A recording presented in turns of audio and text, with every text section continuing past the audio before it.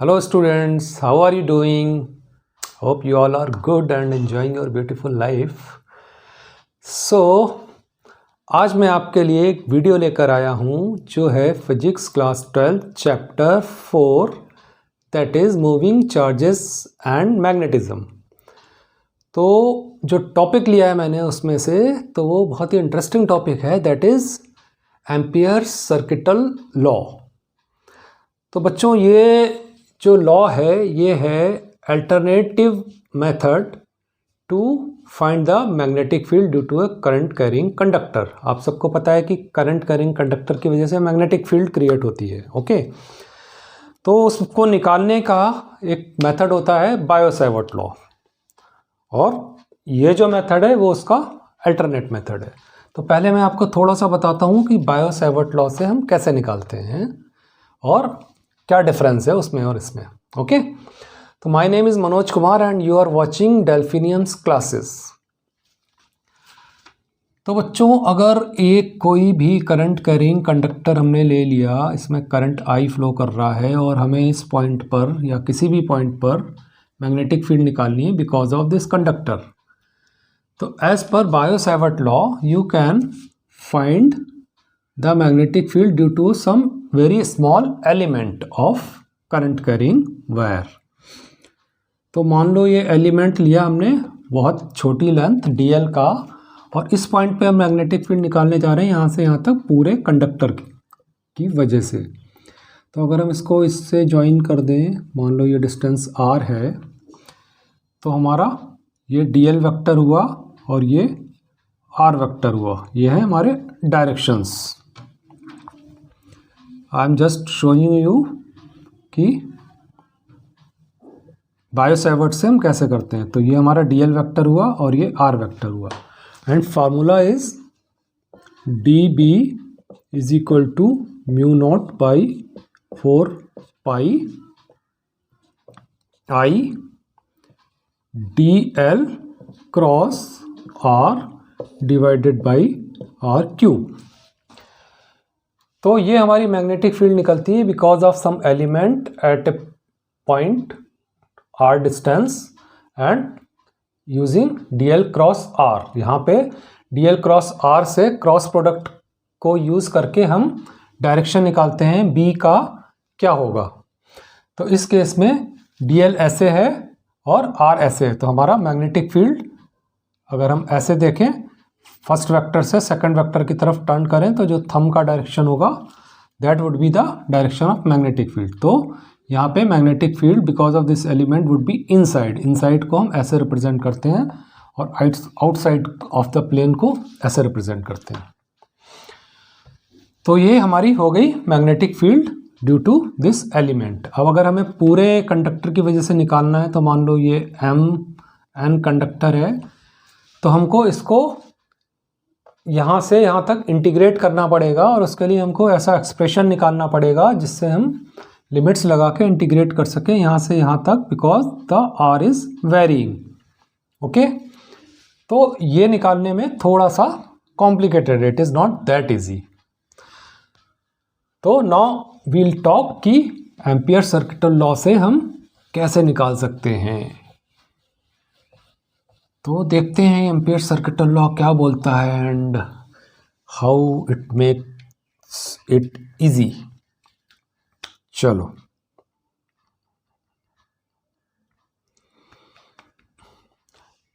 तो let's take the same example कि ये करंट कैरिंग कंडक्टर है और हमको इस पॉइंट पर निकालनी है magnetic field because of this wire.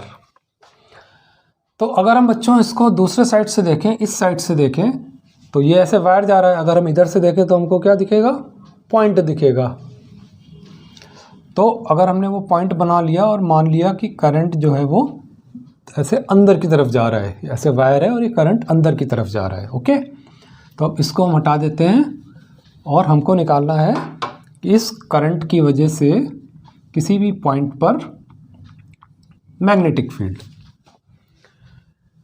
तो एम्पियर सर्किटल लॉ में हम क्या करते हैं कि जिस पॉइंट पे भी निकालना है उस पॉइंट से पास करते हुए हम एक लूप बनाते हैं।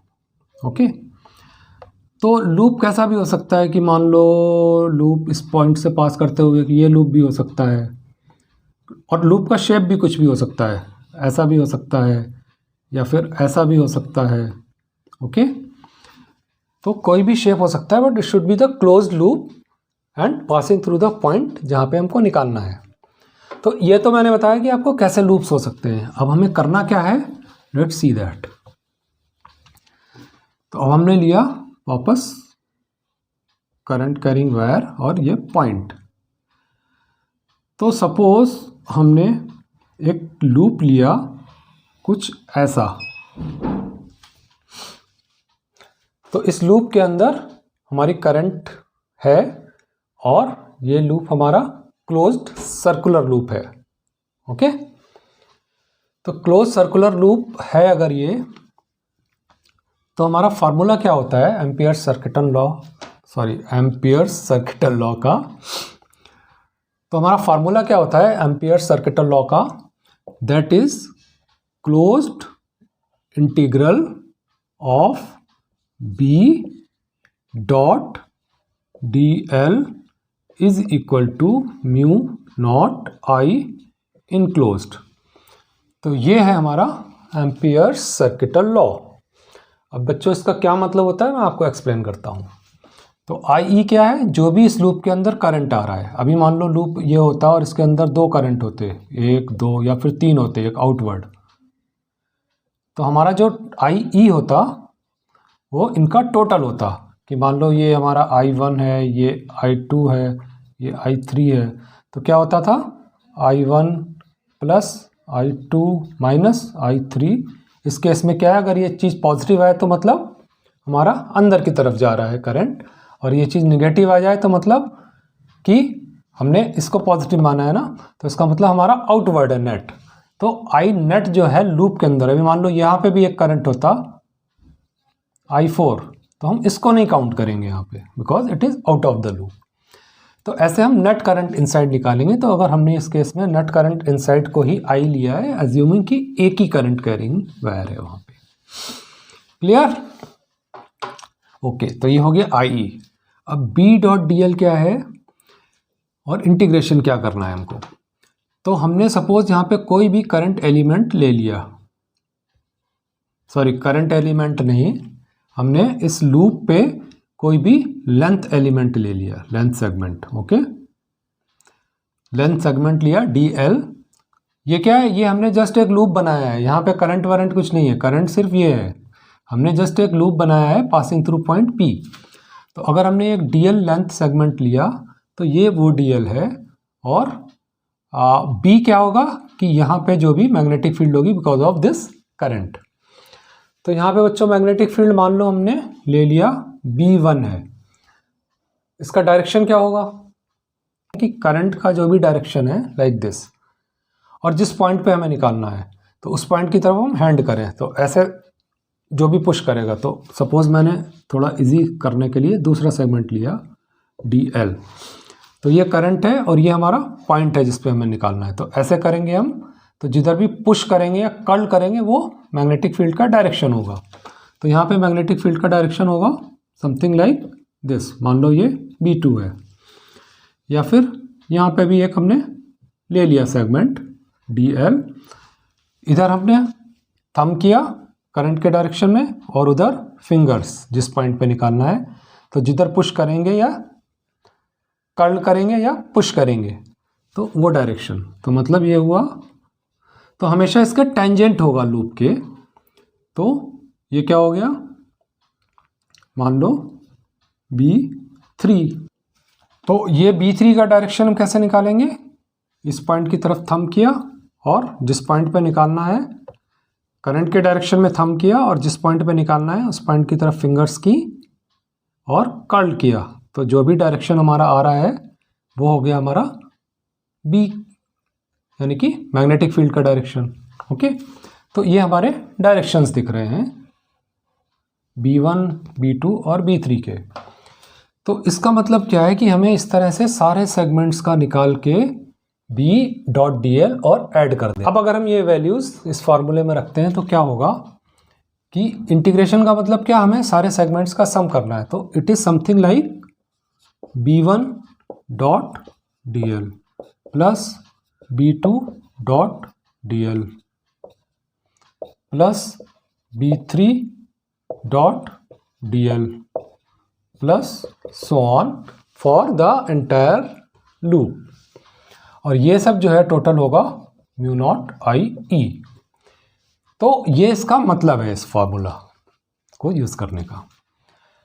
लेकिन बच्चों ये काम जो है ये तो इजी नहीं दिख रहा है ना। क्या करेंगे ये इससे? पहली बात तो ये कि इसको करें कैसे, और दूसरी बात ये कि इससे हमको अचीव क्या होगा। हम तो मैग्नेटिक फील्ड निकालना चाह रहे थे पी पॉइंट पर। ओके, तो जब B1, B2, B3 अगर अलग अलग हैं तो हमको कुछ खास नहीं मिलने वाला इससे। तो कब इससे कुछ मिलने वाला है, लेट्स सी दैट। ये करंट कैरिंग कंडक्टर और ये पॉइंट P। तो इस पॉइंट P से लेते हुए हमने जो लूप बनाया इस बार वो ऐसा बनाया कि ये करंट कैरिंग वायर इसके सेंटर में आ जाए। ओके, तो होप ये सेंटर में लग रहा है। थोड़ा सा और कोशिश करते हैं कि ये सेंटर में लगे। ओके, चलो अभी ये मान लो सेंटर में है। तो क्या होगा कि ये सारी डिस्टेंसेस इक्वल होंगी। मान लो ये अगर r है तो ये भी r होगी, या फिर कहीं और निकालें ये भी r होगी। ओके, तो अब हमें क्या करना है, वही करना है। Closed line integral b dot dl is equal to mu naught I E. तो dl मान लो हमने एक ये सेगमेंट लिया पहले, तो यहाँ पे dl सेगमेंट लिया है और b की वैल्यू कितनी होगी, कुछ we can find that value using Biot Savart law with this segment. लेकिन अगर हम इसकी वैल्यू लिखना चाहें वेरिएबल में तो मान लो कि b है। ओके, अब यहाँ पे जो वैल्यू आएगी मैग्नेटिक फील्ड की, मतलब इस पॉइंट पे, तो वो कितनी होगी, बिकॉज ऑफ दिस कंडक्टर यहाँ पे जो वैल्यू आएगी b की वो कितनी होगी, वो भी b होगी। क्यों b होगी, क्योंकि ये सिमेट्रिकल है और ये डिस्टेंस इक्वल है। पिछली बार हमने जो लिया था उसमें हमने ये डिस्टेंसेस इक्वल नहीं रखी थी। मान लो ये लूप था तो हमारा करंट कुछ ऐसे था, तो ये डिस्टेंस और ये डिस्टेंस अलग अलग थी, या फिर ये डिस्टेंस। लेकिन इस बार हमने क्या किया, करंट कैरिंग कंडक्टर को सेंटर में रखा तो हमारी सारी ये डिस्टेंसेस इक्वल हो गई।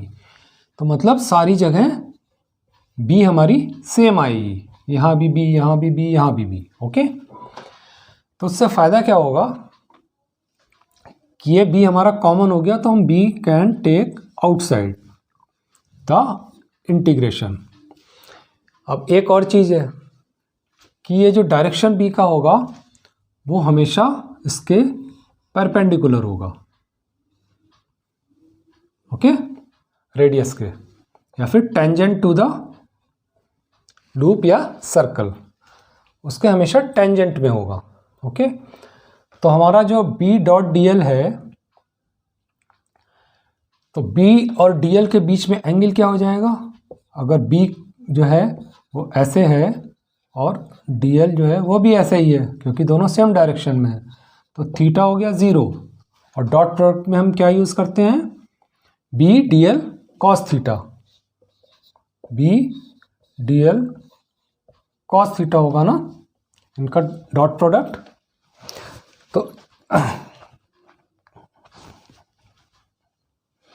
तो सपोज हम एक सेगमेंट का निकाल के अगर ऐसे लिखना चाहें इसका मैग्नीट्यूड, तो ये हो जाएगा b dl cos 0 is equal to mu naught, और आई ई कितना है, आई जो भी हमारा ये करंट है, that is the value here.